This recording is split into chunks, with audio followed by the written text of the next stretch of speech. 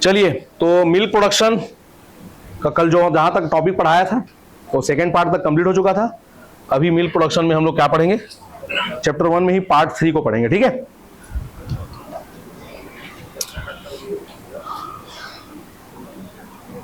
Note अब important आ गया है क्या, पशु की आयु, एज ऑफ एनिमल।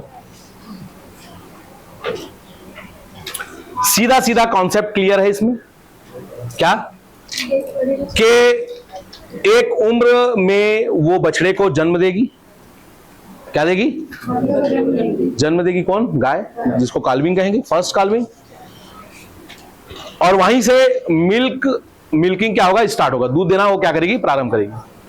धीरे धीरे दूध की मात्रा क्या होगी, बढ़ेगी। उसके बाद कुछ समय क्या हो जाएगा, वो स्टेबल रहेगा, क्या रहेगा, अमाउंट। और फिर से वो अमाउंट क्या होगा, डिक्रीज होगा, क्या होगा, डिक्रीज होगा। उसमें वही वाली बात है, फैट परसेंट बढ़ना, टोटल फैट बढ़ना घटना, समझ गए, उसी बीच का क्या है वो कॉन्सेप्ट है, ठीक है। तो इसमें क्या किस टाइप से क्वेश्चन पूछेगा, और इस पॉइंट से भी आपके 2019 पीएटी में क्या आया है, सॉरी 2019 पीएटी बोलता हूं, 2019 का जो एग्रीकल्चर टीचर का एग्जाम आया था ना, उससे एक क्वेश्चन निकला है। ओके, तो यहां पर जो डेफिनेशन है उसको तो आप लोग देख लो।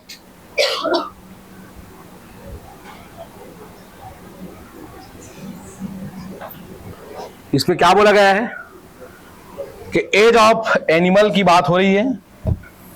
The amount of milk increase with age in the preliminary years, मतलब प्रारंभिक वर्ष में एक निश्चित उम्र, सर्टेन एज तक क्या होगा, मिलता है। उसके बाद after which the level starts falling, मतलब क्या हो जाएगा, गिरना स्टार्ट हो जाएगा, क्या, दूध का मात्रा क्या हो जाएगा, गिरना। और again after remaining constant for a few year तक क्या रहेगा बेटा, कांस्टेंट रहेगा, जिसको मैं आपको बता चुका हूं। It is often seen that the animal produce maximum milk अपने किस उम्र में, 6 to 10 ईयर तक, ज्यादा होगा। It's life in the second और फोर्थ काल्विंग। तो यहां पर सेकेंड और फोर्थ काल्विंग कहां लिखा है, यहां, इसको आप लोग नोट करेंगे ना, ये इंपॉर्टेंट है। दूसरे से चौथे ब्यात में जो उम्र होगा कितना होगा, 6 से 10 वर्ष। Okay, at this time the animals milk has the highest fat content. जब सबसे ज्यादा दूध निकलेगा तो फैट कंटेंट मतलब टोटल फैट अमाउंट क्या होगा, ज्यादा, मलाई ज्यादा निकलेगा ना यार।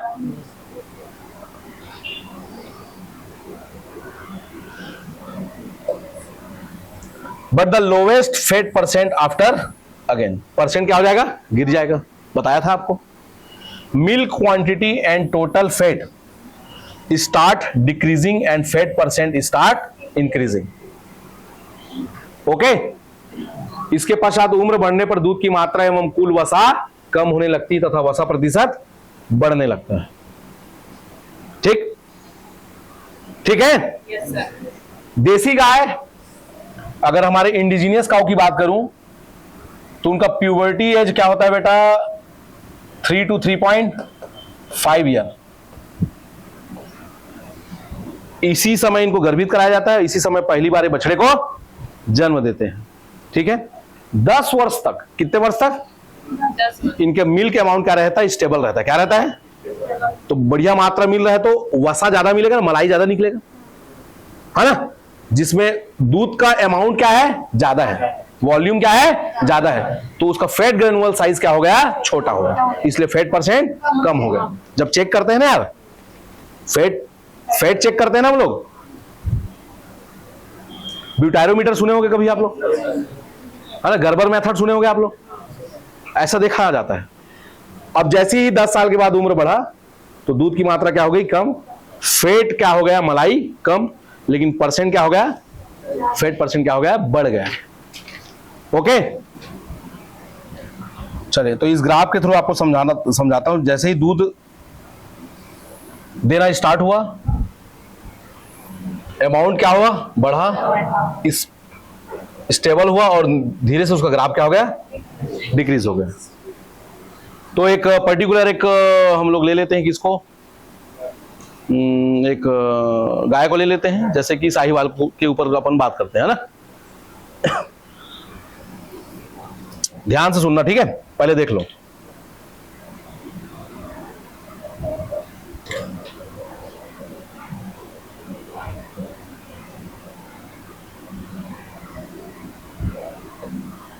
एक, दो, तीन, चार, पाँच, छह,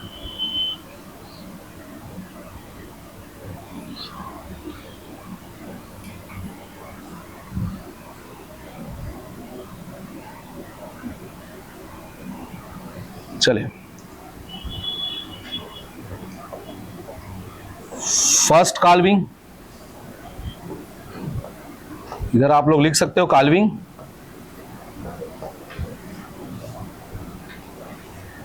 मतलब कि ब्यात लिख सकते हो इधर,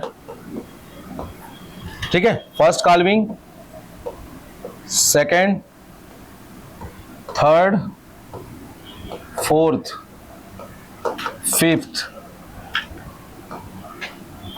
सिक्स्थ, सेवेंथ, एट्थ, ओके। चले, अपन अप्रोक्सीमेटली जो इंडिजीनियस काऊ है उसका जो प्यूबर्टी स्टेज होता है, एज होता है, उसके हिसाब से हम लोग चलते हैं। उसका वयस्कता उम्र, जब जिस उम्र में वो पहली बार बछड़े को जन्म देती है, तो यहां पर उसका एज यहां पर हम लोग मेंशन करते हैं 3.5 ईयर।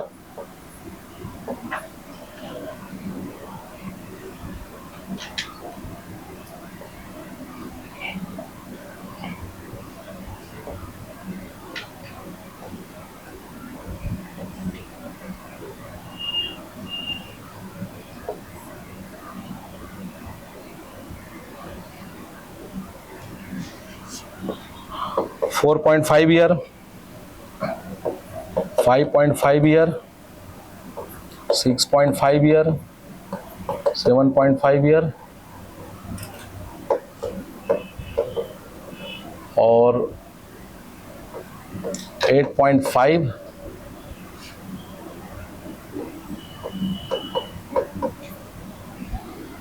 9.5, इसको मिटा लेते हैं, ठीक है।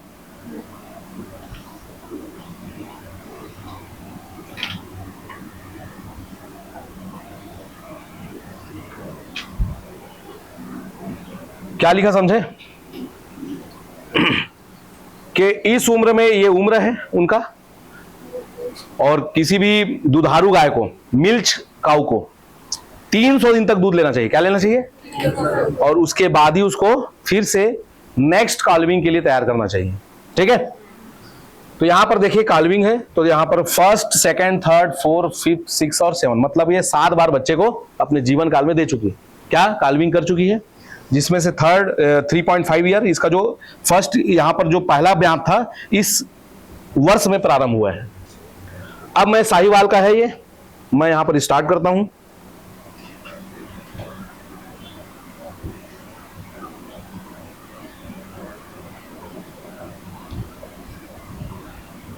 $1600 लीटर, ओके।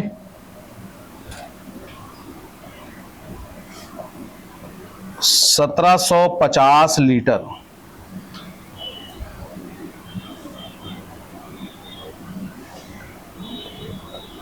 1800 लीटर, 1920 लीटर,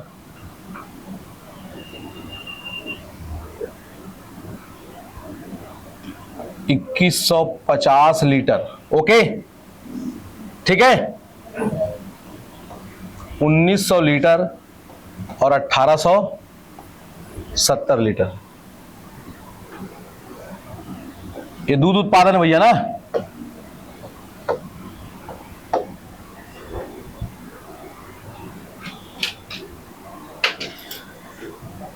मैं समझ रहा हूं क्या ग्राफ बनाया हूं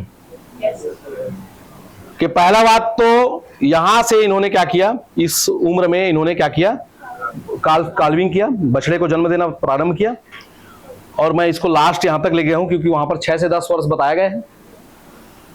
और यहां से उसका मिल्क प्रोडक्शन चालू हुआ है। क्या हुआ है? फिर धीरे से सेकंड में बढ़ा है। क्या है? सेकंड में बढ़ा है, और उसके बाद थर्ड में बढ़ा, किसमें बढ़ा? फोर्थ में, और यहां तक क्या हुआ? टॉप आया, यहां तक टॉप आया। तो कांस्टेंट यहां पर देखो बढ़ते गया, कहां तक? यहां तक। फिर धीरे से वहां से क्या हुआ? कम, और फिर धीरे से कम। ओके, जिसमें से दूसरे से चौथे ब्यात को क्या बताया गया है बेटा? ज्यादा। अपने जीवन काल का सबसे ज्यादा क्या देती है? दूध देती है ना, दूसरे से चौथे ब्यात में। समझना इसका कॉन्सेप्ट को ना। अब तुम बोलोगे सर इधर भी तो दूध दे रही है। यहां से फूल बढ़ा है, देखो 6 साल मान लो, 10 साल मान सकते हो, तो अपने जीवन काल का कितना वर्ष बता रहे हैं? 6 से 10 बढ़ रहा है कि नहीं? अब यहां पर समझना मैं क्या कह रहा हूं। डेयरी एनिमल जो स्पेशली उनको पाला जाता है, किसके लिए? दूध के लिए। किसके लिए? तो उनका एक जेनेटिक क्वालिटी है। क्या है? जेनेटिक क्वालिटी है कि 20 से, अगर आपके पास 100 पशु हैं, कितने हैं? 100 पशु हैं, तो उनमें से 20 से 30 गाय ही % काऊ में ही मिल्क प्रोडक्शन क्या होगा बेटा? बढ़ेगा। क्या होगा? 20 से 30% गाय में ही क्या होगा? मिल्क प्रोडक्शन बढ़ेगा। क्या होगा? मिल्क प्रोडक्शन क्या होगा? बढ़ेगा। सॉरी, 30 से 40% कर लो। 30 से 40% काऊ में ही मिल्क प्रोडक्शन क्या होगा? बढ़ेगा। वो भी कब? आफ्टर फर्स्ट लैक्टेशन, दुग्धावस्था काल। ये क्वेश्चन है ना, नहीं समझे इसका क्या लिखा मैं? अगर कोई डेयरी काऊ है, क्या है? डेयरी काऊ है, तो अपने फर्स्ट लैक्टेशन या फर्स्ट काल्विंग, 300 दिन का लैक्टेशन है ना, दुग्धावस्था काल, उनमें देखा ऐसा गया है जेनेटिकली कि 30 से 40% गाय में ही क्या होता है? वो सेकंड, क्या सेकंड थर्ड तक वो के बाद वो क्या होता है? बढ़ता है। समझे? लगभग इसमें 60 से 70% में बढ़ता नहीं है। मतलब पहला बार वो गाय दी, क्या मतलब, सॉरी, पहली बार बछड़े को जन्म दी, दूध निकलना, क्या हुआ? और जो 1600 लीटर है वो और कम होने लगेगा। क्या होने लगेगा? कम होने लगेगा। दूध देगी लेकिन वो बढ़ता हुआ दिखाई नहीं देखा है। जेनेटिक क्वालिटी है मिल्च एनिमल में। किसमें? मतलब कि जो दुधारू गाय है उसमें। ठीक है, तो यहां पर आप समझ गए? आप लोग नहीं समझे अभी तक? 30 से 40%। ठीक है, तो यहां पर देखना, हाँ कोई बात नहीं। आपके पास पशुओं के समूह को कहते हैं हर्ड। क्या कहते हैं? जैसे गाय का समूह है, उसमें से मान लो 100 गाय है, नंबर ऑफ कितने काऊ हैं? 100। तो उनमें ऐसा एक जेनेटिक क्वालिटी होता है जिसमें ये 100 के 100 गाय मान लो वन टाइम में ही क्या हुई? एक ही समय में लैक्टेशन, मतलब कि काल्विंग हुई। क्या हुई? मतलब बछड़े को जन्म दी। तो अब वो जन्म दी और उसके 300 दिन तक वो क्या देंगी? दूध देंगी। क्या देंगी? तो ये जो 1600 लीटर है जो, उसके बाद बढ़ रहा है धीरे धीरे, बढ़ रहा है धीरे धीरे। उनमें से मात्र 30 से 40% गाय में ही क्या होगा? बढ़ेगा। पहला चीज हुआ। ठीक है, तो इसी से एक और क्वेश्चन निकलता है। तो जब आप डेयरी फार्मिंग करोगे, क्या करोगे? डेयरी फार्मिंग जब करोगे खुद का, तो उसके लिए गाय भैंस लेकर आओगे, है ना? तो कैसे, किस ब्यात वाली गाय लेकर आओगे फिर?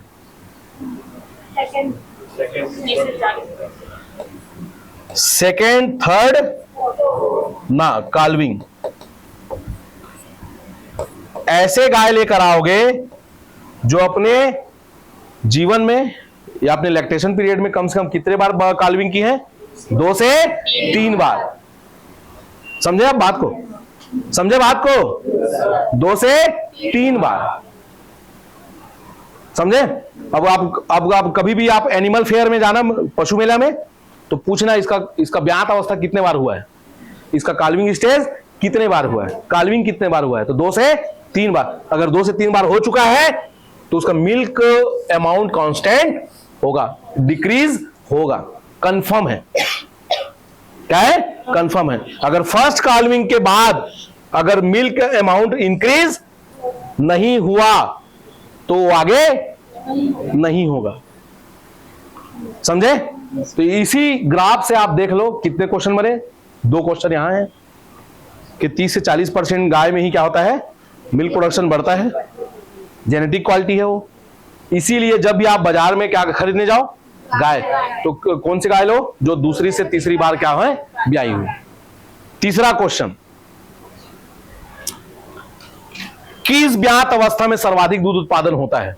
किस काल्विंग स्टेज में? Which of the calving stage maximum highest milk production obtain. ठीक है, तो कौन सा है देख लो, है ना? इसमें आंसर आ गया आपके पास, फर्स्ट, सेकंड, थर्ड, फोर्थ।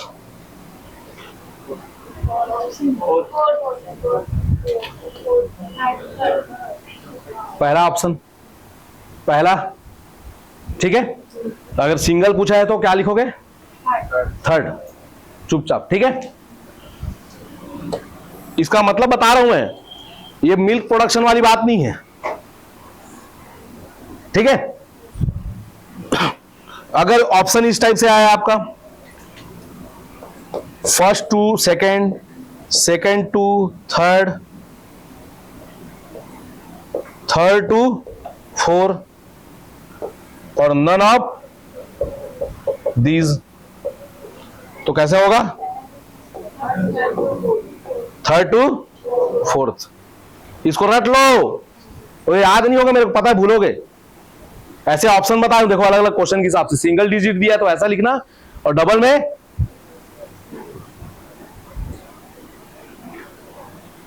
अरे भाई फर्स्ट में हुआ है कॉल्विंग तो सेकेंड वाला गारंटी नहीं है। अगर सेकेंड में बढ़ा, क्या सेकेंड में बढ़ा, सेकेंड में बढ़ा तो उसको नहीं लेंगे डाटा को, है ना? मिल्क प्रोडक्शन तभी बढ़ेगा कब? थर्ड और फोर्थ में। थर्ड पहुंच जाए या तो फोर्थ पहुंच जाए, कंफर्म है कि मिल्क प्रोडक्शन क्या होगा? बढ़ेगा। समझे? तो अपने किस ब्यात अवस्था में? तो तीसरे, चौथे, और सिंगल डिजिट में थर्ड। ओके, तो यहां से 3 क्वेश्चन आता है भैया, है ना? समझ गए? और कोई डाउट?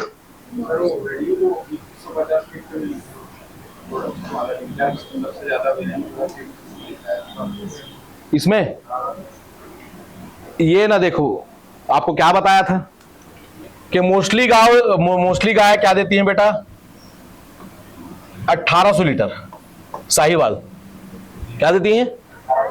1800 से 2150 बताया था ना आपको, एवरेज बताया था ना?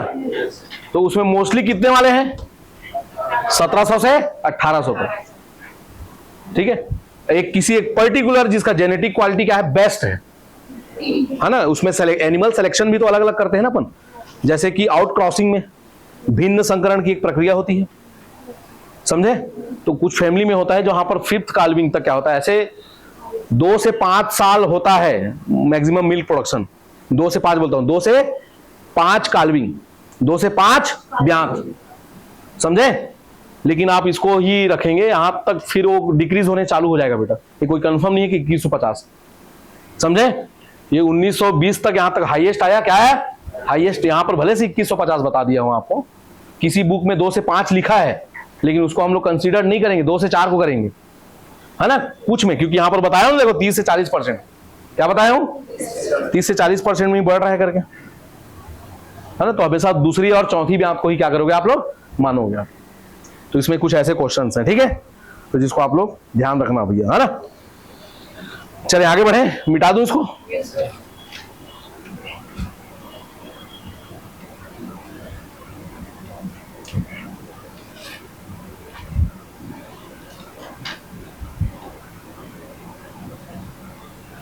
और इसको जो बताया होने वाला पॉइंट है ना, पशु आयु, एज ऑफ एनिमल, कल पूछूंगा भूल जाओगे, आज घर में जाकर 6 बार ट्राई करना। कितने बार? ये प्रैक्टिस वाला है। इसके 3 क्वेश्चन को ध्यान रखना पड़ता है, सेट करना पड़ता है, ठीक है। आगे नेक्स्ट है एक ही दोहन की विभिन्न अवस्थाएं।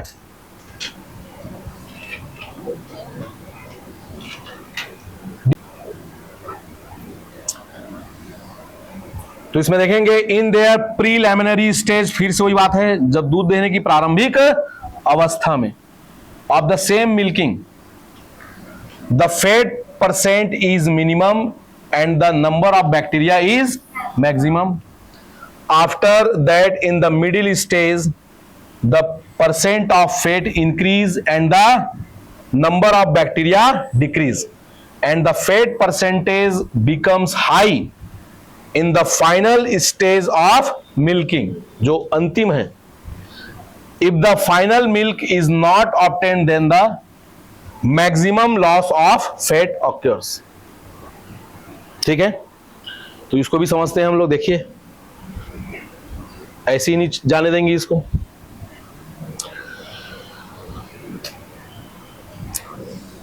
मैं यहां पर एक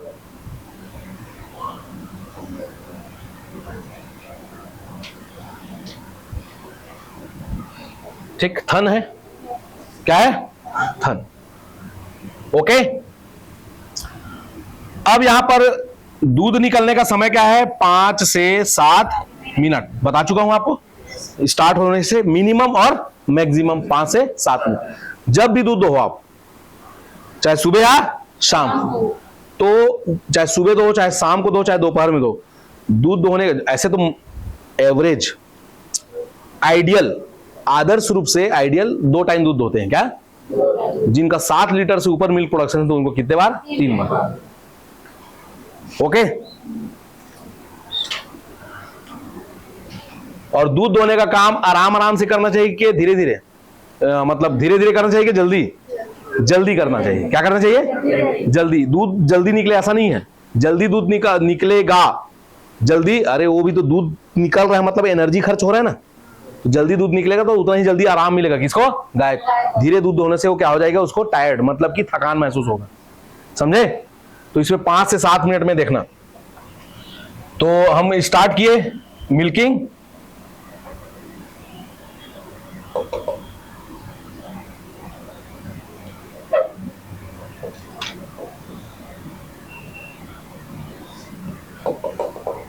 क्या हुआ बेटा? मिल्किंग स्टार्ट हुआ, हम स्टार्ट कर दिए मिल्किंग मान लो।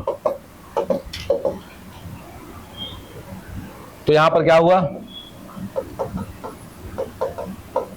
मिल्किंग स्टार्ट हुआ, हो गया, टाइम स्टार्ट हो चुका। अरे हो चुका, ठीक।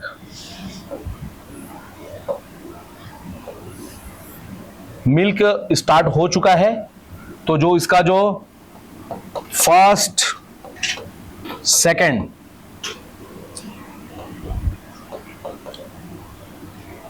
स्ट्रीम ऑफ मिल्क, मतलब दूध की पहली दूसरी धार, ठीक है, इसमें क्या होंगे? Numbers of bacteria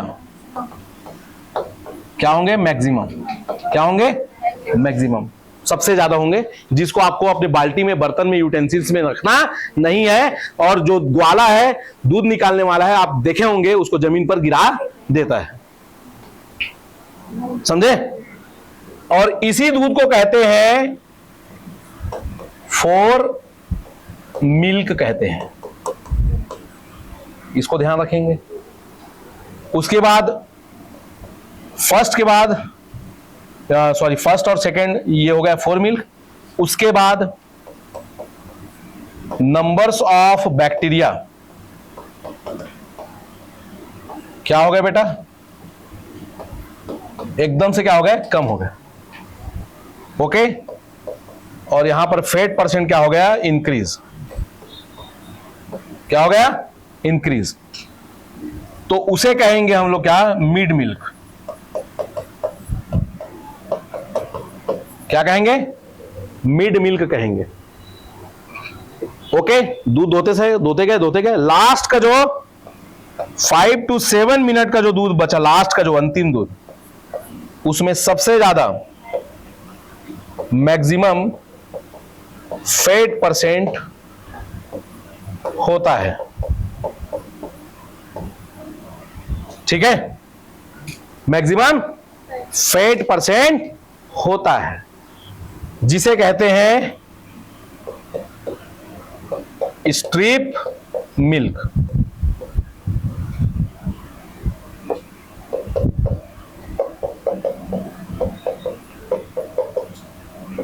strip milk. तो दूध दोहने के कितने phase, 3 phase, 4 milk, mid milk, strip milk. दूध दोहने के कितने प्रकार, 3।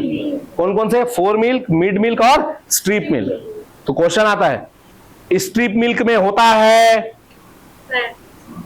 जीवाणु ज्यादा, फैट ज्यादा, प्रोटीन ज्यादा, मिनरल ज्यादा। सबसे ज्यादा क्या होता है, फैट ज्यादा। ऐसे करके क्वेश्चन आएगा, समझे। सबसे ज्यादा दूध में जीवाणु किस प्रकार के दूध में होता है, दूध दोते समय, 4 मिल्क में होता है। ठीक है,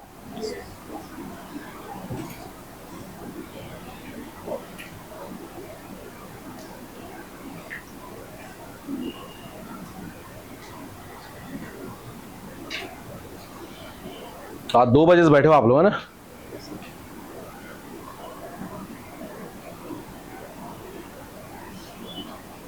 रोज तो 2 बजे से बैठ रहे हो आप लोग, और क्या है बेटा, नहीं हो पाता, 1 घंटे में क्लास नहीं हो पाता, है ना। भावनाएं व्यक्त नहीं होती 1 घंटे में।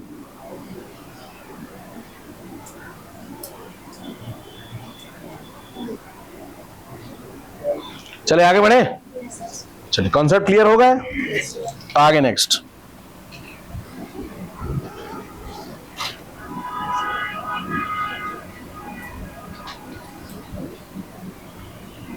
दोहन अंतराल, नेक्स्ट पॉइंट है factor of hating of milk में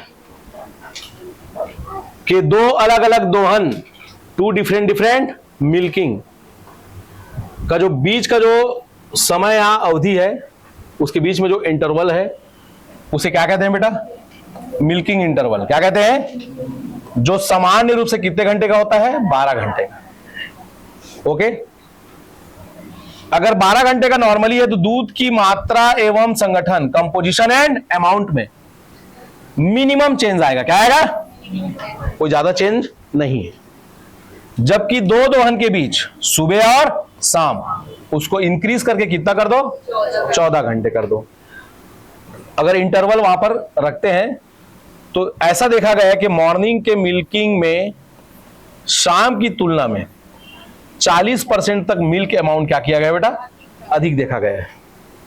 क्या किया गया है, अधिक देखा गया है। समझ गए बात को। तो आज मंडे है, ओके, आप 6 AM में दूध को क्या किए, दोहे, और मंडे को ही शाम को 6 PM में दोहना है आपको। कितने घंटे का इंटरवल हुआ बेटा, 12। अब अगले दिन लग गया क्या, ट्यूसडे।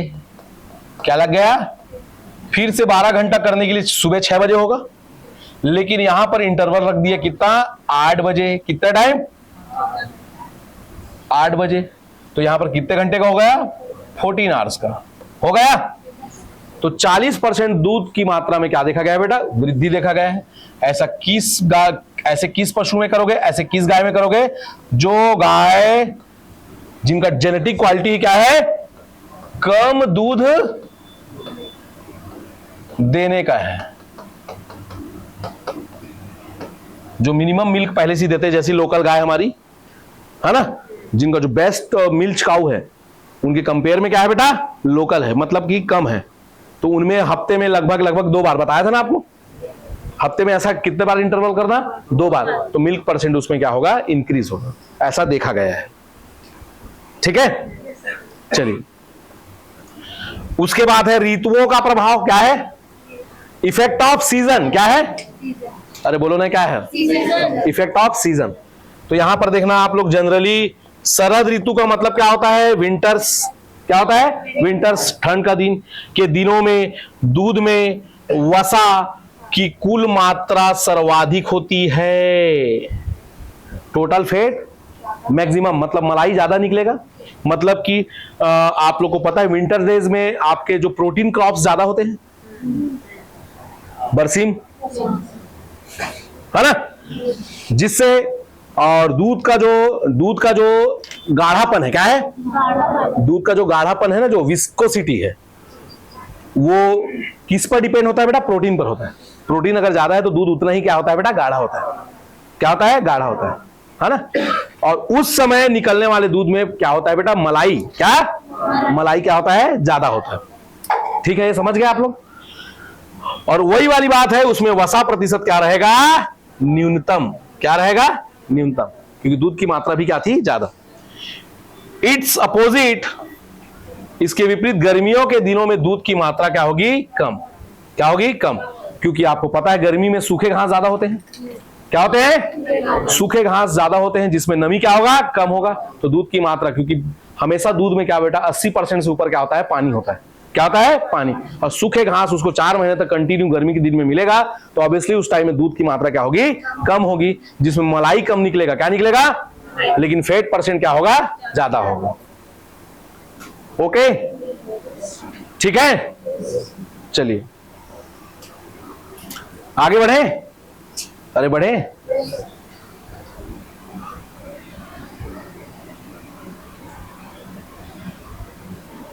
आगे नेक्स्ट है ऋतु चक्र।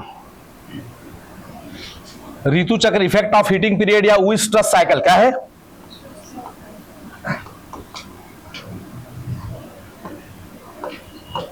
ओइस्ट्रस साइकिल, गाय की बात करते हैं तो 24 आवर्स का होता है। कितने आवर्स का, 24 घंटे का होता है। भैंस में ज्यादा हो जाता है। क्या हो जाता है, ज्यादा हो जाता है।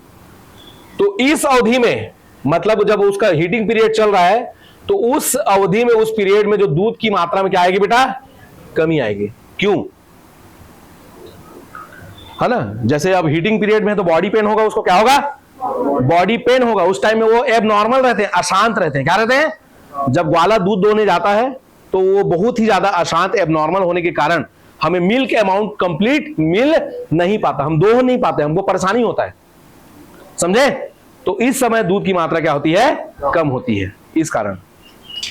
उसके बाद है आयन का प्रभाव, effect of adder forward and backward. ठीक, मतलब 4 टीथ और हाइंड टीथ, आगे वाला थन और पीछे वाला थन, वो क्या प्रभाव करेगा। तो गाय के क्या बोला गया है, अगले 2 4 2 टीथ्स में, और भैंस के पिछले, मतलब कि हाइंड 2 टीथ्स में दूध की मात्रा क्या होती है, सर्वाधिक होती है। कोई बता पाएगा क्यों ऐसा होता है कि गाय को दूध दोहने से पहले, है ना, गाय को दूध दोहते समय हम अगले थनों से दूध निकालेंगे, और भैंस से दोहेंगे तो पिछले से। नहीं, ऐसा कुछ नहीं। बताओ ना यार, बताओ ना। मेमोरी ग्लैंड तो चारों विकसित होता है बेटा, थन को ही तो मेमोरी ग्लैंड कहते हैं। टीथ जो है ना, टीथ थन, वही तो मेमोरी ग्लैंड है। नहीं, ऐसा कुछ नहीं है। अब यहां पर बताना चाहता हूं, देखो,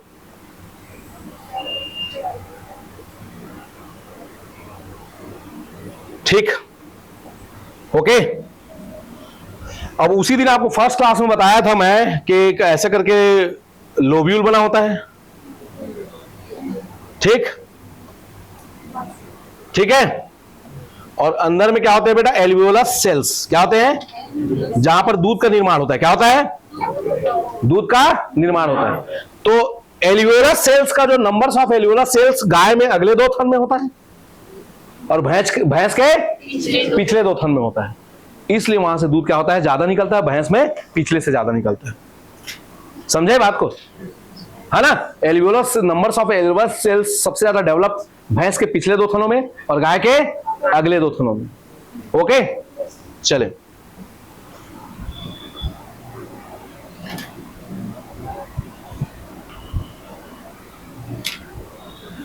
अब आगे नेक्स्ट है पशु आहार।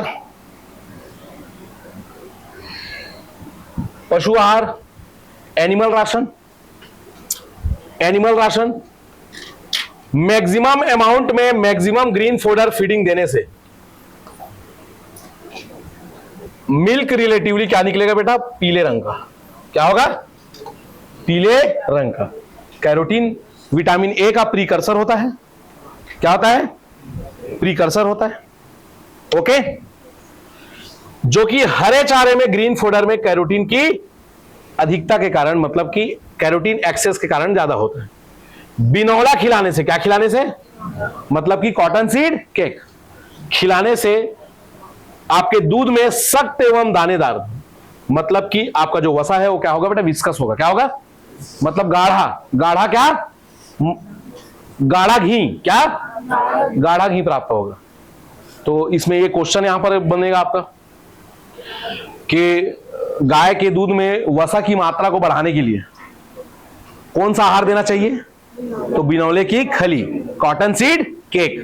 तो कॉलेज में तो पढ़े होगे आप लोग, है ना। और गाय में दूध की मात्रा को बढ़ाने के लिए कौन सा आहार देना चाहिए? तो काउपी, लोबिया। क्या देना चाहिए? काउपी। इसको तो पढ़े होगे आप लोग, नहीं पढ़े हो? अरे बताइए ना, है ना। इसको पढ़े होगे आप लोग, जानकारी में होगा आपके, है ना। तो ऐसे करके यहां पर क्वेश्चन आएगा आपका। चलें, तो एनिमल राशन हो गया, बताया था आपको। अगर आपके दूध में, पशु के दूध में क्या हो जाए? फेट की कमी हो जाए, क्या हो जाए? तो उसको सीधा आप क्या खिलाओगे? बिनौला, है ना। और ये जो फैक्टर अफेक्टिंग ऑफ मिल्क में ये क्या है? कंट्रोल कॉजेज है। क्या है? बताया था ना आपको, नियंत्रित कारक, जिसको आप लोग कंट्रोल कर सकते हो। चले, पशुओं की बीमारियां क्या है? पशुओं की बीमारियां, डिजीज ऑफ एनिमल। तो आगे मैं आपको एनिमल डिजीज में बताऊंगा भैया कि थनैला रोग क्या है? थनैला रोग को कहते हैं मैस्टिटिस डिजीज।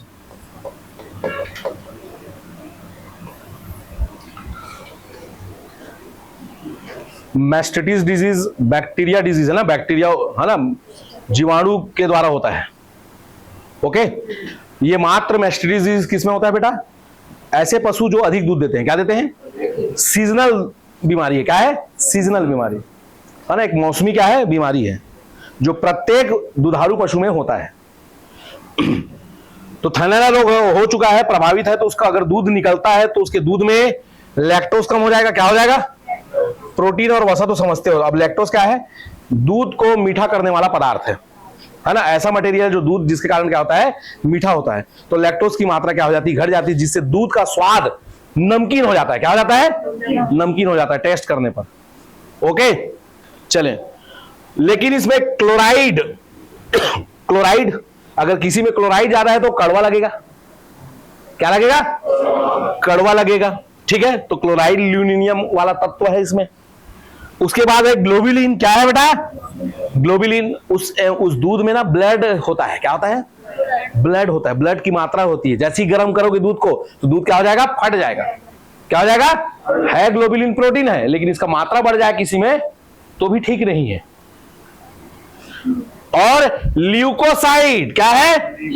अच्छे वाले सेल्स हैं दूध में। क्या? अच्छे वाले जो बैक्टीरिया है ना, जैसे कि कोकाई फैमिली के स्ट्रेप्टोकोकस बैसिलस, ऐसे बैक्टीरिया को खा कर देते हैं बेटा, ल्यूकोसाइड खा जाते हैं। ये भी तो ल्यूकोसाइड का मतलब WBC, साइंस वाले बच्चे जानते होंगे, व्हाइट ब्लड सेल्स का ही तो टाइप होता है। समझे बात को? तो इस प्रकार ये जितने 12 टाइप के आपको फर्स्ट से लेकर 12th तक जो ऑप्शन बताया हूं, ये पूरा का पूरा 12 क्या है बेटा? दूध को प्रभावित करने वाले क्या है? कारक है, फैक्टर अफेक्टिंग ऑफ मिल्क। इसी के साथ आपका फर्स्ट चैप्टर आपका यहां पर क्या होता है बेटा? कंप्लीट होता है। और सबसे ये बात है कि अगर आप फटाफट रजिस्ट्रेशन करके आओ, फटाफट रजिस्ट्रेशन करके ऑफिस से समय ले लेते, फीस इस दिन जमा करूंगा करके, तो आपका फटाफट एक ग्रुप बन जाता। क्या बन जाता? तो नोट्स आने से पहले क्या मैं इसका पीडीएफ आपको क्या कर देता, उसमें व्हाट्सएप में भेज देता, है ना, ताकि उसको पूरा आप लोग छत्तीसगढ़ में क्या कर देते, फैला देते।